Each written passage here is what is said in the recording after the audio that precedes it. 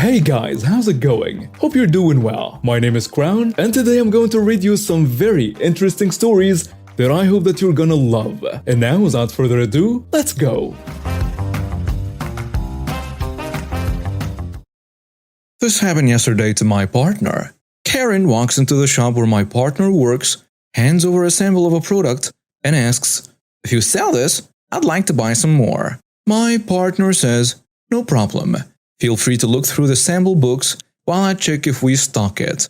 Karen responds, "Don't you know your products?" Karen's husband blushes and looks away as my partner gives Karen a forced smile. The sample books contain about 100 samples each, with 5 collections per supplier and about 10 suppliers in total, making it around 5,000 individual products. There are no codes on the sample, so searching is done purely by sight. After a few minutes, my partner finds the right product and shows it to Karen, who quickly responds, "This is not the same. Can't you see that? We are building a new home and it has to be perfect." While smiling at Karen's husband, my partner asks if the sample had been previously installed on a large space, to which they said yes. My partner explains that the product in the sample book is a standard size, but it can be resized to fit larger spaces without losing too much clarity. My partner collects Karen's dimensions and says, "That'll be $149. Thank you." "What? That's outrageous. You want your home to be just perfect, don't you?" Karen begrudgingly replies, "Yes," as her husband smiles. "We need to customize the product to suit your space, so there is a redesign fee." This is a jerk tax right there. While other companies charge a fee to customize, my partner's company doesn't, as it is a simple process of sending the custom dimensions to the manufacturer. What would have been a free service to measure to suit now just cost $149. Just don't be a jerk to someone you need help from. If you're overdosing on childhood bully stories, rest assured this is not one of them. It is, however, a roommate from hell story, and I hope you think it's a good one. In 2017, I took a new job on the other side of my fairly large city. Rather than commute from where I was living, spending at least 90 minutes driving each way, I decided to move closer to my new job. I could have gotten a 1-bedroom apartment on my own, but my budget, at the time, would only barely manage it. I'm a single guy in my 20s and like to go out and order in. Sure, I could have had my own place, but I would have been eating ramen and staying in most of the time. So I leased a 2-bedroom in March 2017 and started advertising for a roommate. A great guy named Dave got in touch, we seemed to click, and he moved in. I have a pickup truck, so I helped him get furniture and he helped me move my stuff to the new place. We got along great. We were alike enough to have common interests, but different enough to have great discussions. Things were fine. We would split the cost of stuff, like toilet paper and dish soap. Neither of us were total slobs, but we weren't fussy enough to complain about a dirty glass left in the sink overnight. In the meantime, my job was going great. Within 6 months, I got a promotion and a very hefty raise. Dave told me he was leaving as of November 1st, 2017. I probably should have just covered the apartment myself until the end of the lease on February 28, 2018. But I made a mistake. Let's call the mistake Bro, since that's what he called everyone else. Bro was Dave's marijuana connection. Had been to the apartment a few times and needed a place to stay. He seemed like he had his life together, was charismatic and well-groomed. So Dave moved out, and Bro moved in at the beginning of November. Trouble started pretty soon afterward. He was so vain, always with neatly trimmed blonde hair, nice clothes and $500 sneakers. And that's where all his money went. He didn't buy food or anything else. I would buy a loaf of bread, and the next day there was a quarter of a loaf left. I would go to the bathroom, and there was no toilet paper. I used to leave a big jar of peanut butter in the cupboard, and it evaporated. I would give him a hard time and tell him to buy his own stuff. "Yeah, bro, no problem." But nothing changed. He didn't even have a cell phone. Well, he did, but he never used it. He couldn't get a plan because of an unpaid account, so he had a pay-as-you-go plan and relied on WhatsApp and Facebook Messenger to keep in contact with people. like his marijuana customers. How much do you think he contributed to the internet bill? Rent was usually late and never in one chunk, and he was a complete slob, never did dishes or wiped anything down. I didn't think he even knew how to spell mob. I was getting more and more angry, and finally we had a big argument just before Christmas 2017. I basically told him flat out that if he didn't stop using my stuff and start pulling his own weight, then, and I quote, stuff is gonna happen, and you won't like it. The final straw, I made a bunch of cookies and stuff to take with me to visit my family for Christmas. I told him specifically not to touch the stuff in the fridge, and he devoured about a third of it. Forget you, bro. Now I am really angry, and I'm coming for you. Bro was excited to be going to Costa Rica for a week in February. One of his friend's parents had a condo there, and Bro and 3 friends were planning a trip to stay there for a week. Since their accommodations were free, they could party it up, and I overheard their plans for alcohol, cheap cocaine, and legal escorts. I spent a lot of time in my room when Bro and his friends were over playing video games. I have a good headset, so they must have assumed I was playing away rather than listening through the paper-thin walls. One of the things they were planning to do was suitcase some coke back home. For those who don't know what that means, it's putting something in some part of your body to smuggle it. Coke is cheap in Costa Rica, about 10% of what it costs here, and much stronger. They were planning to bring a smallish amount, a few grams each, then dilute it when they got back and sell it for enough to cover the trip. Well, it comes time for the trip and time to pull the trigger on my revenge. Here we go. Bro and his buddies were leaving on a Saturday morning, and I told Bro that I was going to be out of town, so he would have to arrange his own ride to the airport, but that I would pick him up.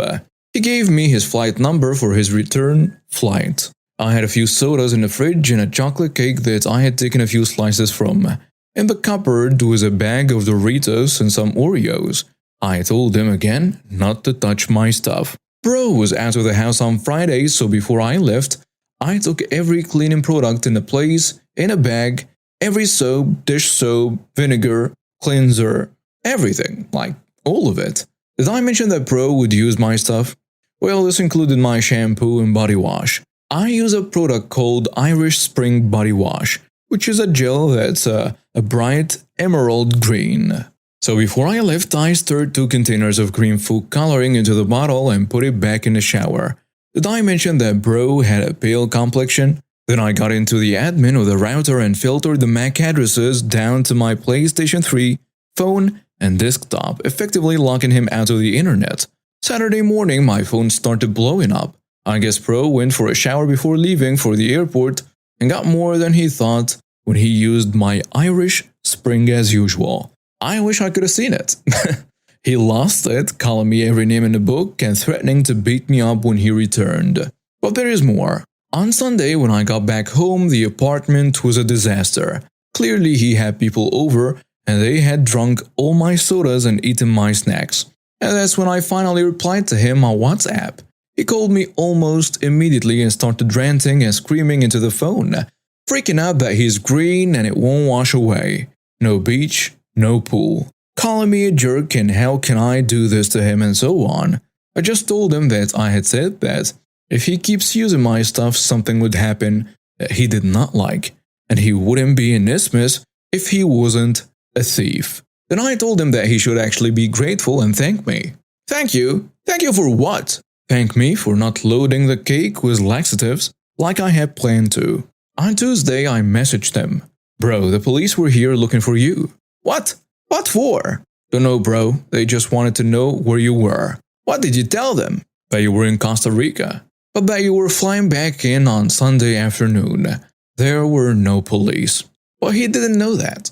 All he knows is that there was a possibility that they might be waiting for him on arrival, and that if he was discovered smuggling coke, he would be in big trouble. So there went his suitcasing plans, and there went his plans to pay for his trip. On Friday, I told him that I wouldn't be able to pick him up at the airport, but not why. I had given my notice and surrendered the apartment. All week I packed up my stuff, all of it. And I actually owned the furniture in bro's room, but I didn't want it. So I went into his room, dumped his stuff on the floor, and dragged it down to the dumpster. I slashed the mattress and kicked the dresser and bedside table to matchsticks, couch and chairs too. Then I emptied the place, every cup, plate, knife, fork. All of it was either trashed or moved. I did leave one small pot, but I drilled a hole in the bottom just to make my point. I took the shower head, I took the shower curtain, I took the shower curtain rings. I emptied the place. I heard later from Dave, who knew one of the guys that went to Costa Rica with bro, that bro had shown up with very little money, and what little he had was soon gone. He was mooching off the others, and it didn't take long for them to tire of bro. Whatever fury they may have felt by the greeting of bro was soon diffused once they caught wind of his true nature. I don't know how he got back from the airport, but on Sunday he called me freaking out about the apartment. "Where is my bed, man? Where is my furniture?" "What furniture?" "All that stuff was mine, and I didn't want it anymore." "What the heck, man? What did I ever do to you?"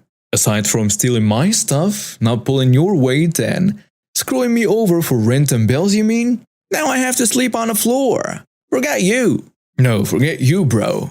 Just to let you know, I did you a favor. Now you have less stuff to move. Better get started looking for a new place to live because the management of the building is changing the locks on Wednesday morning." Then I blocked bro. Never heard from him again. But Dave told me he couch surfed for a few weeks, then disappeared. Probably moved out of town, who knows. Good riddance. Hello, this happened today, so it's all fresh in my mind. I'm a 16-year-old guy. I'm pretty normal, I play video games, hang out with friends, have a good job and all that. But the only abnormal thing about me is that I have type 1 diabetes. I have been diagnosed for a bit more than a year and a half. I've kept good control over it and the doctors are always impressed when I have a checkup. Bragging aside, I'm a junior in a pretty small high school in the middle of Kansas. One of the things I do is take insulin 10 to 15 minutes before I eat so it has time to take effect. With the school lunch, there are two options, a chicken salad and a cheeseburger. I decided to go with a cheeseburger. I took my insulin and went up the line. There are two separate tables, each with two white to-go boxes with the food in them. I grabbed a box from the left table and before I took 2 steps, my friend pointed out to me that that's the salad. I set the box back down and went to grab the other box, but the lunch lady shouted at me, "Hey, don't you dare." I looked at her and she looked at me like I just slapped the puppy in the face. I asked what's wrong, and she said that I already grabbed the salad, so I have to take the salad. Note, I didn't even open the box. I explained to her that I am diabetic and already took insulin. She shook her head and said in a sickly sweet tone, "I'm sorry, that's not my problem. Take the salad and go sit down now." I tried once again to explain the situation, but she just pointed at the salad table and told me to take the salad or I wouldn't get anything. I was a little upset at this point, so I took the salad. I went off to my table with my friend and told them the situation. They removed the vending machines in the cafeteria over the summer, so there was no way for me to get the correct amount of carbs without stealing another kid's cheeseburger. One of my friends told me I should go get the principal quickly before the insulin fully set in.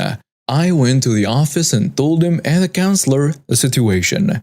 A little panicked because it had been well over 10 minutes since I took insulin. I am very close with the principal, so he walked me back up to the cafeteria and talked to the lunch lady. He told her, "Give him the cheeseburger. He really needs it." She responded by saying, "But he already took a salad. He can deal with it." The principal just sighed, grabbed the cheeseburger box and shoved it into my hands, telling me to go sit down. I listened to him and walked back to the table. I sat relatively close to the lunch line so my friends and I could barely hear the principal talk to her. How he acted was truly out of line. I thought you understood how to treat his and other diabetic kids' situations with care and understanding. And he went on for another minute, ended up just telling her off and headed back to his office. I ate in peace. I'm glad she got told off, and maybe she will know better next time. Okay, so this is a semi-morbid story, but the Karen in the story is so ridiculous, I can't not share. A few years ago, I lived with my grandparents in a smaller neighborhood with a homeowners association. The association mostly consisted of elderly people who loved to berate others for not having identical lawns, doors, or one too many decorations on their front porch. No one was fond of the association, but above all, everyone despised this one woman, the Karen of the neighborhood. She was a short, stocky lady and just so happened to be a member of the homeowners association. She was always calking around the neighborhood with her tiny over-pampered Yorkie with an eat-crap look on her face. Her favorite pastime was to spy on everyone and report anything that wasn't up to code. I'll give you an example of her skulkery. One of my neighbors, who had just moved in, was walking her dogs in front of her own house, then realized she forgot her doggy bags. After her dog went to the bathroom, it maybe took her 30 seconds to run back into her house and back with her bags. By the time she got back, her dog's mess was gone. Well, the next day I saw Karen tape a letter to my neighbor's front door. Later on, I found out that Karen had been walking close by and saw my neighbor run into the house after her dog pooped. Karen picked up the dog's mess and sent my neighbor a fine. I understand wanting your neighbors to pick up after their dogs, but Karen didn't even send her a warning, or even wait around to see if my neighbor would come back and pick it up. Anyways, this is just an example of how much this lady eavesdrops and knows no boundaries. Now to the story I'm here for. My father passed away when I was 16, very suddenly. My uncle was able to retrieve some of my dad's belongings and asked me if I would like anything of his to keep. My dad had always worn this tungsten chain necklace with a string pendant, so that's really the one thing that I wanted. After the memorial, our whole family, including my uncle, went back with us to the house and we're all inside unwinding after the service. My grandmother and I stayed behind in a driveway discussing my dad and a necklace I had inherited from him. That was when Karen walked up seemingly out of nowhere and had obviously been eavesdropping. "I am so sorry about your father. How are you holding up?" I didn't know what to say and was definitely irritated that she was listening to our private conversation, but nonetheless tried to hold my composure. "Yeah, I'm fine." We stood in silence until Karen stated what really drew her into our circle. "What a beautiful necklace! Is it your father's?" I love my grandmother, but she really has a tendency to overshare. She tells her he passed away with it. It's one of the few things she's got from her dad. Thinking this would make Karen uncomfortable and trying to walk away, I calmed down a bit. But boy, was I wrong. Karen moved towards me with her hand outstretched towards my neck. I back up immediately, and I was sure that my body language and my facial expression was telling her to back off. "I just want to touch it." "What?" "Items like that hold a lot of energy, and I'd like to touch it." Karen advances again, and again I take a couple steps back. Karen seems irritated at this point. She seems irritated, huh? "I'd like to take that necklace off you. It probably burdens you. My son would love that necklace. It's his birthday soon, and that's a man's necklace anyways. It looks so heavy on you." I am shocked. This Karen is not only entitled and doesn't know what boundaries are, but she's insane. I respect people's beliefs in spirits and energy, but to claim something in someone else's custody because you want a piece of that action, like it's a haunted auction item, I just can't fathom this stupidity. I didn't say anything at all. I couldn't bring myself to say anything because I was so shocked at the audacity of this woman. "Hello? Are you going to give it to me? I'll take care of it, I promise." What the heck? You can't have my dad's necklace. What makes you think I just give it to you? And what makes you think you can just walk up to us and butt into our conversation? I can see you're grieving and understand you're a little upset because you're acting so immature here. I really do think it's best if you didn't have that necklace though. I want it and I help this neighborhood look as good as it does. I think you'd be happy to give it up to someone who deserves it. I think that you would want to give something of your father's new life. At this point, my grandmother was able to shake herself out of the shock she was in over this entitled lady and told her that I was still grieving and didn't think it was appropriate to ask for such a thing and that she needed to leave. Why would you let your granddaughter keep this necklace? It holds such negative energy. I can repurpose it, give it a new life. My son will take such good care of it. Like I said, it's his birthday soon, and I haven't been able to find anything for him. But that necklace, it will look so good on him. Karen continues to try and convince us to give her my necklace for like 5 minutes. I'm surprised we lasted even that long. Eventually, when Karen realized that she wasn't getting anywhere with us, she took action. Karen briskly sped up to me and backed me up against our car to grab the necklace. In a fit of panic, I slapped Karen's hand away with a loud smack. Karen stopped in her tracks and ogled at me and looked as though she was having a heart attack. It was so quiet for minutes it seemed. "What?" she shrieked. Smack. I didn't even realize I had been slapped until my face started stinging and my grandmother was blocking me from an irate Karen. "You can't assault an old woman. That's assault. I'm calling the police. You'll get arrested. Your family will be kicked out of this neighborhood. I'll take that damn." Karen stopped mid-sentence as she looked at me with an "oh crap" expression. I felt a warm stream of blood flowing down my face. I then understood why Karen looked so worried. She had left a deep gash in my cheek. I was only 16, so I was still a minor, and I just flat out started bawling. After the emotional day I'd had, and after being harassed by this entitled and insane woman, I just couldn't hold in my emotions any longer. My Uncle Jay is a 6-foot-tall, burly man with tattoos and some anger issues. He was also in law enforcement and a retired veteran, with a mean death stare. He must have seen Karen slap me because he busted out of the front door of our house and stomped within inches of this woman's face. She looked like a hobbit, cowering under his shadow. "Don't you lay a hand on her, you old crone," he told her. Karen, stammering and in a very unconvincing tone, "I'll call the police on you. You're invading my personal space." "Great, I'll call them now." He pulls out his badge that he always carries with him for some reason and shoves it in her face. Karen gets even more pale. My uncle lives in another state, but this still had the desired effect he was going for.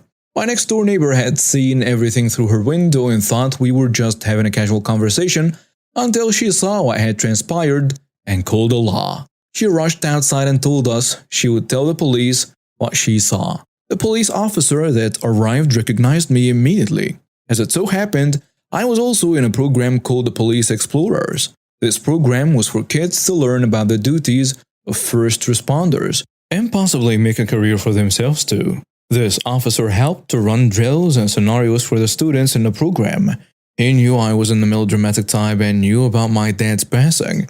So, with an additional testimony from my next door neighbor, the fact that the cop knew me personally and the fact that Karen's ring had dug deep into my cheek, she ended up being a pair of new shiny cuffs. Looking back, I think it's funny that some people can go on in life like that, thinking anything is theirs so long as they want it. So, as background info, my 3 friends and I were on a holiday trip on an island in our home country and just got back today. So this story is really recent. All of us are 16 years old and it's our first time traveling on our own. Now on to the story. This morning, we got up early to film some scenes on a beach for a little movie project for our rather unsuccessful YouTube channel. After we were done doing the ground shots, I was getting my drone, a Mavic 2 Pro, ready and noticed the usual skeptical eyes on me, which I'm used to now. The problem was that due to higher winds, I had to take off behind a little dune and not on the beach itself like I did the days before, to avoid heavy winds during takeoff and landing. This resulted in more people watching me and me having to fly over the little beach to the bridge we wanted to film. So I took off and got away from the beach and crowd with my drone as fast as possible. After that, I immediately noticed someone approaching me from behind. And it really was a typical Karen, just like you imagined her. I thought of Karen more like a myth, but she really was one. The haircut, style, everything matched the Karen. She started yelling at me and demanded to see my permit to fly there in a really aggressive tone. I began to explain that I actually didn't need a permit to fly at this place, which she must have overheard in her yelling.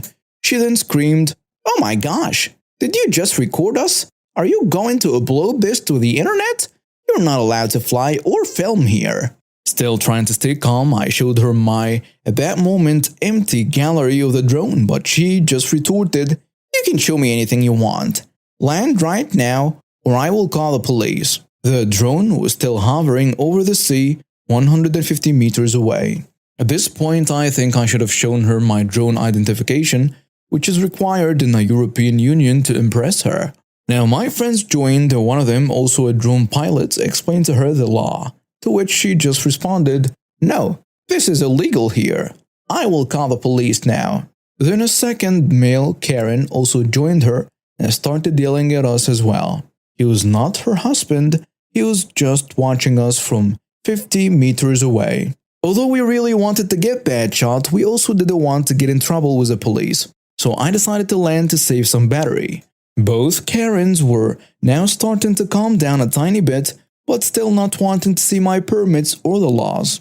So we packed the drone back in its case and thought everything was over. We were not really satisfied because we were actually in the right, but as it turns out, it wasn't over yet.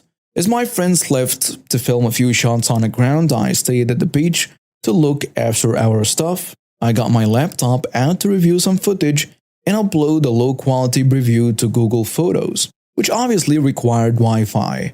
So I moved near the dunes where Wi-Fi was available, not seeing Karen standing 40 meters away. So I worked on a computer walking and turning around while doing that because I was just bored. After a minute of doing so, Karen approached me again, really furious and screaming, "Now it's over. You filmed me with that thing. Nobody uses a laptop on a beach.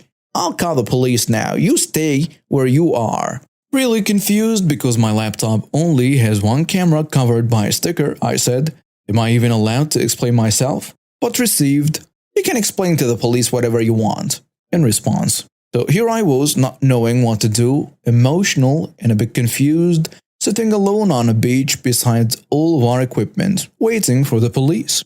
5 minutes later, my friends came back, and after explaining to them what happened, they were just as confused as I was.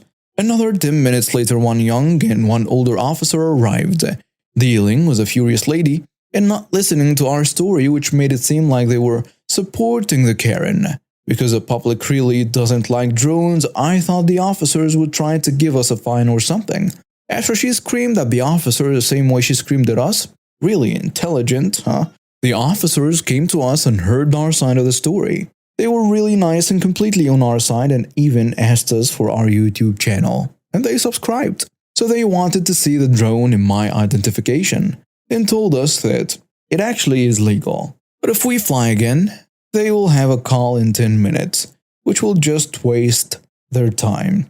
Then they left after this conversation with us. The best part was when the officers on their way out told the Karen to leave the beach because she was causing too much trouble. The most satisfying moment in life is seeing her face at this moment. So Karen left really mad, trying hard to avoid eye contact with us. After we were done filming, we met her again, sitting angrily in front of the entrance to the beach. I wished her a wonderful day, which blew her mind for the second time.